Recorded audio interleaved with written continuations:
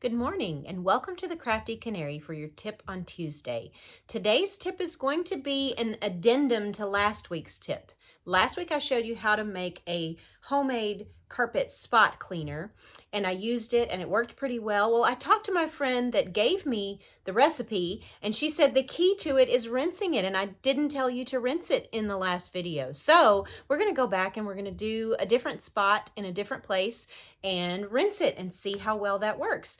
And the reason she said you rinse it is because if you don't, the spot will come back up. That's what happens when sometimes the professional carpet cleaners come and they do the professional cleaning, but they don't rinse it. Then those spots come back up to the surface. So we're going to want to rinse it really well. So I have prepared my dry rag for blotting the cleaner, and then a couple of damp, warm water rags so that I can rinse it really well, and then my dry towel to put on it to soak up that water. So let's start. Now, I've shown you the recipe and I've shown you how to do it. So if you want to get the recipe, look at last week's video. I'll link it up here. So go back and watch that video so you have the recipe and know how to do it. I'll clean this carpet and do it kind of in a fast forward so you don't have to wait for me to do it, and then we'll slow down and rinse it. The spot we're going to do today is on a white carpet, a creamy carpet, and this carpet is really a mess. So we're going to do it just on this end of this long kind of streak where it looks like maybe somebody spilled some coffee, and see, we'll just do this part of it so we can kind of see the contrast between what it gets up. So here I go.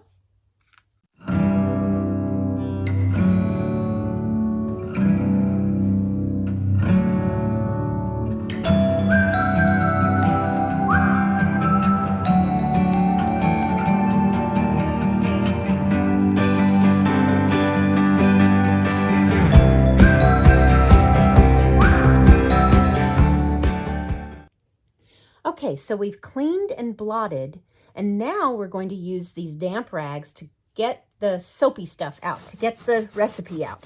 So I'm going to just rub again. Get it rinsed as good as we can so we don't really kind of see any of that sudsy look anymore. All right, I've got a fresh one, another one. So it doesn't have any suds in it, so try a little more.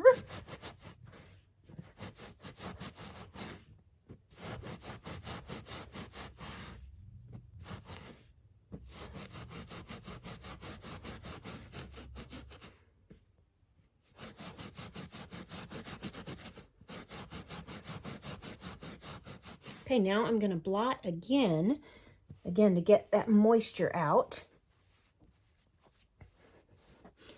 And then I'm going to put my dry towel on top of it and put my basket of blankets back on it like I did last time. And we'll be back in a few hours to check and see how I did. All right, I'm back here with my basket of blankets on top of my stain. It's been a few hours, so let's check it. Move our basket, and I'll move the camera down so hopefully you can see it. And move our towel, and here is the area that we cleaned and rinsed. It's dry and it looks really good. It did get that stain out, and you can see the difference in the part that we didn't clean and the part that we did clean.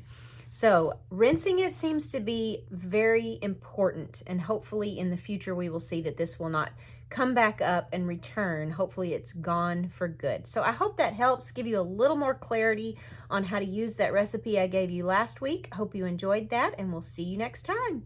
Bye-bye.